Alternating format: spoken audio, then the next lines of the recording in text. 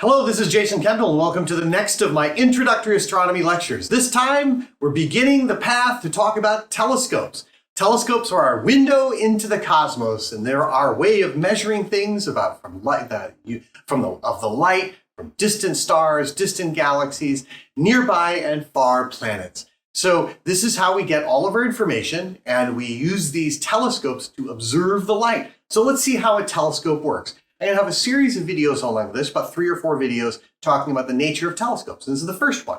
So an elementary telescope is a very basic idea. You can take 2 lenses, each with different focal lengths, and put them in front of your eye.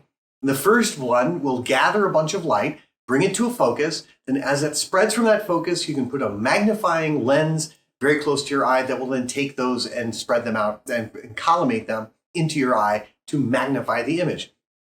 So an elementary telescope, very elementary telescope, consists of 2 lenses, one of which is the primary or the objective lens, and the other one is the magnifying lens. In effect, you're basically doing your eyeglasses, put one in front of the other, and then you attach them to a tube. So the refracting telescope was one of the first telescopes built, and it was the thing that started Galileo along. So the front lens we'll always call the objective or the primary, and sometimes if it's a mirror is the thing that intercepts the light first, we'll call that the objective or primary mirror. So how do these lenses work for a refracting telescope? Well, they operate by the process known as refraction. Refraction is simply is what you observe when you see light going into a medium from one medium, say air, into a different medium, say water, say reflecting off of that, and then coming back to you outside of that medium. So when we talk about a medium, we're talking the thing in which light is currently traveling. If you're looking at interstellar space, the medium is a vacuum. If you're looking in the air, like we're breathing and walking around in, the medium is air in which light is traveling. Sometimes it travels in water, sometimes it travels through solid brick, but that would be for radio waves. But sometimes you want to make it travel through lucite or any other transparent medium so that light can go through it. Visible light specifically. It's not transparent, you're not going to see through it. So we're going to think about things like water and glass for the refractive capabilities. Well, what is refraction? Refraction is the apparent and measurable change in direction of the path of light as it traverses from, say, air to water, or from water to air, or something like that. So when you build a prism, the most basic idea is that you build a prism, which is a very pure piece of glass where the surfaces are polished very smoothly, and a prism can be triangular in shape, and that's the typical thing you'll find at like a gift shop at a museum, and that one side is flat, all 3 sides of a triangle are made as flat as possible, and you have light coming into the prism, going through the prism, and out the prism. In this diagram I'm showing you, we have the 3 sides of the prism, and then there's a red dashed line. That red dashed line is what we're going to call the normal. The normal is a line, an imaginary line that sits on the top it sits flat, that sits perpendicular to the surface of, say, the prism. So the red line is perpendicular to the surface of the prism, and it's not a real line, but it's an imaginary line. So we can then say, the light is coming in with some angle with respect to the normal, and then it goes into the prism, and that normal can be thought of as being extended into the prism as well. And we see that this light is bending towards the normal. So makes it a bigger angle in air than it is in glass. And then it travels through the glass and gets to the other side of the prism, and there's a large angle, and that large angle is made even greater because when you go from a dense medium like glass to a less dense medium like air, it pulls away from the normal. So we see that the path of light, by traveling from, we see, and as made evident by the path of light being changed by the presence of it going into the glass. Well, this is an interesting thing. We just looked at yellow light. What about red light? If we look at red light, we see the bending of the path is not as great. And if we look at blue light for air and glass, we see that it's actually even greater bending of light. And if we put them together and compare them side by side, we see that as you progress from long wavelength, red visible light, to shorter wavelength, blue visible light, we see that it acts to effect to spread the colors out. And if we then think about them as all being part of a white ray of light, which is just an unbroken ray of light, then as it goes from an unbroken set of light, a mix of all the light, goes into the glass then separates them out, and when they go back to air, it separates them out even further. So this separation happens because the speed of light itself is different inside of glass than it is inside of air. And the speed of light is also dependent on frequency. Otherwise, the red light and the yellow light and the blue light would all get the same bending. So this refraction index, we can call it, say, well, what is the index of refraction? The index of refraction is dependent on the wavelength of the light that's coming into it, and it's also dependent on the material from which you're in which you're traveling.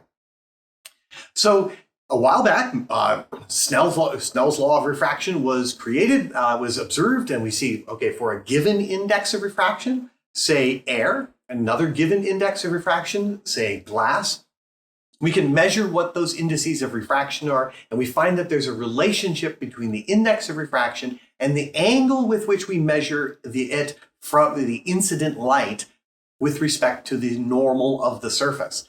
So there's an interesting little relationship between them, and I'm just going to describe it because I've got it right here, so I better describe it. So we have the index of refraction of, say, medium 1, which might be, say, air, and that is wavelength dependent. That's what that lambda means, and it's multiplied by the sine of the angle of incidence, which is theta sub 1. So if we take the index of refraction of air, number 1, medium, which is wavelength dependent, and multiply it by the angle of incidence that it has with respect to the normal of the surface of, say, some water, then that will be equal to the index of refraction of, say, water, which is also wavelength dependent, times the sine of the angle of that has been refracted. So which is inside of medium 2, which is here water. So we have index of refraction 2, which is wavelength dependent, and the sine of the angle of refraction into the medium as it passes from air into water. We change media, so we change indices of refraction. And you'll notice that from this particular example, the index of refraction bends the light towards the normal as it goes from air to water. Now, what exactly is the index of refraction? It is defined, that's what that triple dash means, the index of refraction as a function of wavelength, which is the letter n, which is the index of refraction, sub lambda, which means that's the wavelength dependence of the index of refraction. It's defined to be the speed of light in a vacuum divided by the speed of light at a given wavelength in that medium. So the index of refraction is a weak function of wavelength in air and water for visible light. It tends to be rather smooth, the index of refraction function. So I'm not going to put the index of refraction functions up because, you know what, they're a little hairy and they can be extremely hairy depending on the type of material that you're looking at. But for something simple like air or water or glass, or even more specific kinds of glass like fluoride, the wavelength dependence is rather smooth, and you can actually find them online or work with them if you're doing material science with glass. So refraction is a very common thing, and we define Snell's law of refraction as the relationship between the angle of incidence and the angle of refraction given the two indices of refraction of the two media. All right, so in addition to the indices of refraction having an effect, the geometry with which you have the incident light come in plays into effect as well. So if you have a glass prism that's really fat and thick, then the angle of incidence can be very steep as it comes in. And so that would make a much larger deflection angle as it goes out. But if you have a very, very thin lens, then the deflection angle as it passes from air to the glass back to air can be very small. And we can use the geometry of this to our effect. In fact, notice the glass prisms up to this point have always had one flat side. But we know that we can shape glass. And eyeglass and optometrists all across the world use the fact of refraction to help you see better. So we can make lenses, say, for eyeglasses in a rather simple way. If we bend or make a curve to the glass, not a flat surface, but a curve, then we can focus the light. And so a lens maker will take a piece of glass that's maybe a flat, like rectangular block, and they'll polish or sand the sides down so that the one side has a curvature to it. And what is that curvature? It would be the curvature of, say, a sphere. And so you grind it down until it has a curvature of a sphere. And what is the radius? And so spheres can be really small, like a little BB, or they can be really big, like something you could hold in your hands, like a beach ball, or even something really huge, like the sphere at the American Museum of Natural History, the Hayden sphere, which is 30 meters in diameter. So, but let's say we have a very small, we can have a long curvature for the thing, which would mean that they would look like a long radius of curvature would make the lens very flat. But if it's a short radius of curvature, it would make the lens really round. So depending on the shape that you wish to make it, the curvature of the lens, it can be a spherical lens. We could do other kinds of shapes, but let's keep spherical in just for now because that's a little easier to work with. So if you make one side of the lens have a curvature radius, so you have a radius of curvature, maybe this is the point, and you make a swing or arm around like this, that's the radius of curvature. And you just mark off, you sand down the glass so that it has from a flat surface down to that curved surface, or that one radius of curvature. Now maybe the other side is a little different. Maybe you want a stronger curvature, so you make a shorter radius of curvature, and so you have a much rounder edge. So then what we can say, well, if we have these two surfaces, one kind of flat and one kind of really round, we have a focus. This will bring the light to some focus. And how does that work? Well, we know the index of refraction of glass, so we know it changes the direction of the glass, but the lens maker, an optometrist who's making the lenses for your eyeglasses, and if he's using spherical curvature to make the lens, then he'll say, okay, what's the radius of curvature of one of the sides and the radius of curvature of the other of the sides? Take the reciprocal of the two, add that together, multiply it by the index of refraction of glass, subtract 1 from it, and that's equal to the focal length that it's brought to. So the light comes in as nice straight lines, and because it goes in one curved surface and out another curved surface, that brings the light to a focus. And that's how lenses work. You have two curved surfaces, it brings them both to a focus, and then we have a focal length to the lens. So every lens is characterized by its focal length, more specifically from the center of the lens to a point where all the light rays converge as a result of the refraction of the light through the lens. Okay, now here's a funny thing about those lenses is that because the index of refraction, as we saw from the Pink Floyd album cover and from prisms, that the index of refraction is wavelength dependent. So if you do have eyeglasses, you do have a thing called chromatic aberration, meaning where red wavelengths of light is focused differently than where blue wavelengths of light are focused and where green wavelengths of light are focused. Those places have different focal points. So you can't, it's very difficult to actually correct for chromatic aberration. You have to use lots of lenses, maybe use different materials, maybe you have a gradation of material inside of the lens, maybe you put special coatings on the lens. So it's an enormous battle with lens makers to eliminate chromatic aberration, especially for telescope makers that are making refracting telescopes.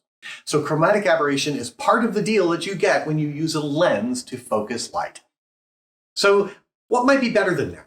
Well, if you want to make a very large telescope, you really can't make a big piece of glass that's like 6 feet in diameter, because that's a huge piece of glass. It has to be a perfect piece of glass because all the light's got to go through it. It's got to be held at the edges so that you can have this warping of the glass, and that can be a big problem. So maybe what we'll do is we'll reflect something off of a surface.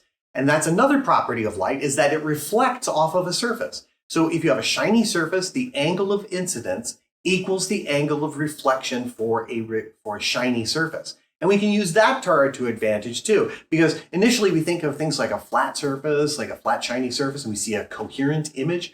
But if you make the image, make the shiny surface curved, then you can change where the light goes. So if we use a curved mirror, we can focus the light by bouncing the straight light rays coming in. And then if you use a parabolic shape, you can focus all the light to a single point that's in front of it. You can use spherical as well, but then the edges of it don't focus exactly where you want them to, especially for the incoming light rays that come in very steeply. So we typically use a parabolic shape in order to do telescopic mirrors to focus it all at one point, because that's kind of the definition of a parabola. Straight lines come in, they all go to the focal point of the parabola. All right, so This is another way that we can focus light. There are two ways we do so. We know and no matter what, from the center, we can either use a lens to focus light because of the curvature of the surface of the lens and the refractive index of light passing through the lens, or we can change the shape of a mirror and focus it to a point. In any event, the focal length of the mirror or the lens is a key measure of the instrument itself. And so next time, we'll talk about how we'll use these focal lengths in order to create telescopes. See you soon.